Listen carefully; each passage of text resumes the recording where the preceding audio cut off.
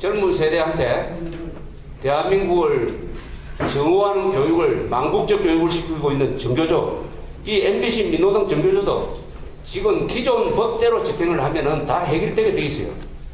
MBC는 방송법을 그대로 적용하면은 제허가를 안 해줘야 됩니다. 지금 상태에서도 허가를 취소할 수 있어요. 민노당은 위헌 정당이므로 헌법제 8조에 의해서 헌법재판소의 명령으로 이것은 해산이 돼야 됩니다. 정교조도 마찬가지입니다. 오늘날 대한민국에 살기 위해서는 두 가지 업무를 지고 있습니다. 하나는 투쟁하는 것이고 하나는 경쟁하는 것입니다.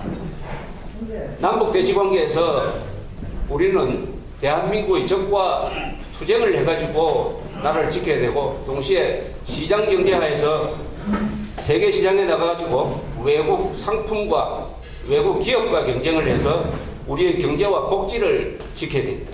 이 투쟁하고 경쟁한다 하는 것을 1970년대 초의 시대 정신으로 이야기하면은 한 손에 망치 들고 한 손에 총 들고 싸우면서 일하고 일하면서 싸운다 하는 이런 말로 표현이 됐습니다.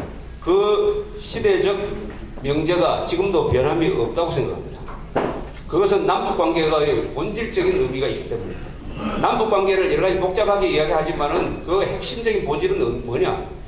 민족사의 정통성과 삶의 양식을 놓고 다투는 타협이 불가능한 총체적 권력 투쟁인 것입니다. 남북관계는 이념 대결이고 가치관의 대결입니다.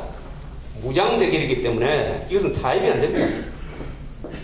자유민주주의 체제로 통일이 되든지 사회주의 독재 체제로 통일이 돼야 됩니다. 그 중간에는 없습니다. 그런데 중간에 없는 것을 있다고 생각하는 것이 연방제 통일 방안인 것입니다.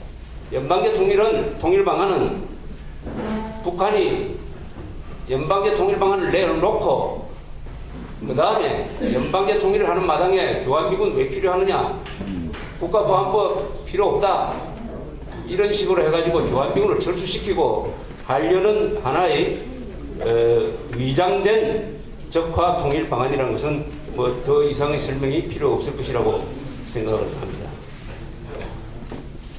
우리 헌법은 아주 잘 되어 있는 헌법입니다. 저는 이념이란 말을 싫어하는 분들한테 이야기합니다. 이념이란 말을 안 써도 된다. 이념이 바로 헌법이다. 대한민국이 지향하는 진실, 정의, 자유의 가치관이 다 우리 헌법에 들어있습니다. 헌법에서 모든 정당성을 우리는 찾아야 되는 것입니다. 저는 좌파, 우파라는 말도 요새는 가급적 안 쓰려고 합니다. 한국에서는 우파가 한 80%고 좌파가 20%밖에 안 되는데 좌우이라면 마치 좌가 50%가 되는 것처럼 그렇게 이해를 줄 수가 있습니다. 그리고 좌파 중에서도 애국적 좌파가 있을 수가 있습니다. 따라서 저는 반헌법적, 반국가적 세력, 헌법에 반하고 국가에 반하는 행동을 하는 세력, 이렇게 부르려고 합니다. 우리의 이념과 가치와 규범의 기준은 헌법이라 해야 됩니다. 북한에는 헌법 위에 노동당 규약이 있고 노동당 규약 위에 김일성, 김정일의 교시가 있지만은 한국에서는 헌법 위에 아무것도 없습니다. 6.15 선언이 지금 헌법 위에 있습니다. 6.15 선언이 헌법 위에 있으면서 헌법을 타고 눌러가지고 대표적인 국가보안법을 상문화시켜버렸어요. 그러니까 6.15 선언을 폐기하지 않으면 대한민국의 헌법은 제대로 기능할 수가 없습니다. 6.15 선언 제2항 핵심적인 연방제 통일과 연합제 통일을 뒤섞어서 우리가 통일을 지향한다고 하는 것은 헌법, 우리나라 헌법 1조, 3조, 4조를 명백하게 위반하는 것입니다. 그러면은 대한민국 헌법의 핵심은 뭐냐? 전 대한민국 헌법 그 긴 조항 외울 필요 없이 딱 세 가지가 제일 중요합니다. 헌법 1조, 대한민국은 민주공화국이다. 헌법 제3조, 그 대한민국 영토는 한반도와 그 부속도서로 한다. 따라서 대한민국 헌법은 북한 지역도 민주공화국이어야 한다는 것을 규정을 하고 있습니다. 북한 지역도 민주공화국이어야 한다. 그러면은 어떻게 하면 북한 지역을 민주공화국으로 만들 것이냐 하는 답이 헌법 제4조에 있습니다. 헌법 제4조는 통일은 자유민주적 기본 질서 하에서 평화적으로 한다. 이렇게 되어 있습니다. 따라서 헌법 1조, 3조, 4조를 합치면은 거기서 대한민국의 국가 의지와 대한민국의 국가 목표가 나오는 것입니다. 그것을 한 문장으로 요약을 하면은 대한민국의 국가 의지와 국가 목표는 북한 노동당 정권을 전쟁을 하지 않고 평화적으로 해체를 해가지고 북한에 살고 있는 대한민국 국민 2,100만 명을 구출하는 것이 대한민국의 국가 의지입니다. 그리고 국가 목표인 것입니다. 이것을 요약하면 평화적으로 자유통일하라는 것입니다. 평화적인 방법으로 자유통일하라. 저는 평화통일이라는 말을 쓰지 않아야 된다고 생각합니다. 평화적 자유통일이 우리 헌법이 규정하는 것입니다. 이 헌법 1조, 3조, 4조는 개정이 불가능합니다. 이것 중에 하나만 개정하면 헌법의 심장과 뇌수가 바뀌는 국채 변경이 일어납니다.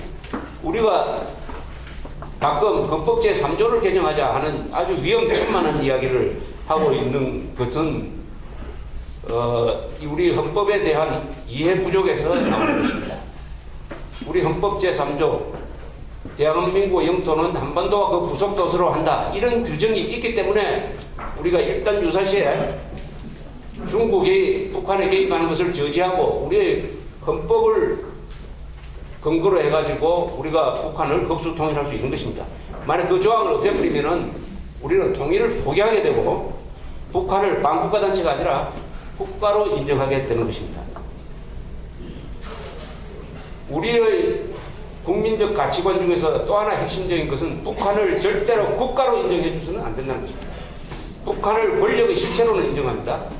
그래서 북한과 대화를 하는 것입니다. 그러나 북한을 국가로 인정해서는 안 됩니다. 왜 국가로 인정해서는 안 되느냐? 우리 민족은 신라의 삼국통일 이후에 부삼국 시대 약 40년을 제외하면은 1민족 1국가의 전통을 유지해 오고 있습니다. 한반도에는 하나의 정통국가 밖에 존재할 수가 없는 것입니다. 따라서 북한은 반국가 단체가 되는 것이죠. 반국가 단체.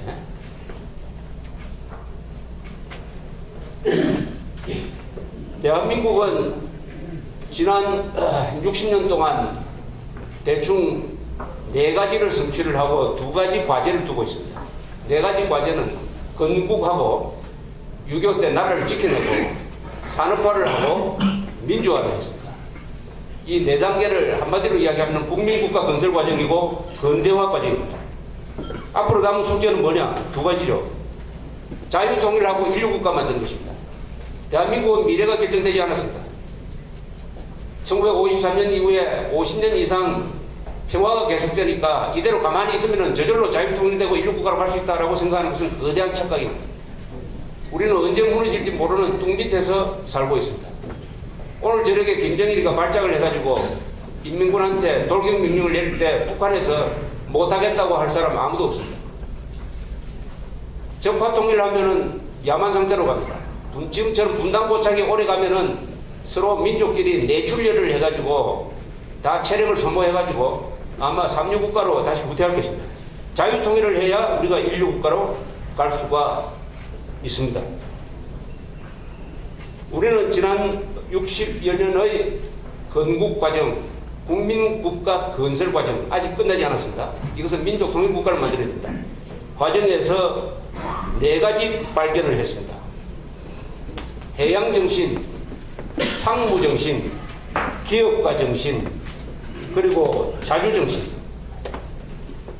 여기에 이르는데 4가지 성공 요인이 있었습니다. 이 4가지 성공 요인은 우리가 자유통일 인류국가로 가는데도 반드시 유지 발전시켜야 될 것입니다. 그것은 자유민주주의 체제, 한미동맹, 그리고 훌륭한 지도자, 성실한 국민, 이 4가지 조건이 우리의 성공 비결이었습니다. 그러나 이제는 자유통일하고 인류국가로 가는 과정에서 하나의 위기가 발생했습니다. 그것은 민주화에 숨어있는 위기입니다. 민주주의는 국민교양이 제대로 정착되지 않는 데서 민주주의를 하면은 그 민주주의는 누구의 도구가 되느냐? 자칫 잘못하면 반역자의 도구가 됩니다. 부패한 사람의 도구가 됩니다. 사기꾼들의 도구가 될 수가 있습니다. 오늘 부산에서 김영삼 전 대통령이 핵과 미사일 개발한 것은 김대중 씨와 노무현 씨가 도와서 그렇게 된 것이다. 김대중 씨가 북한에 6억 달러를 보냈다.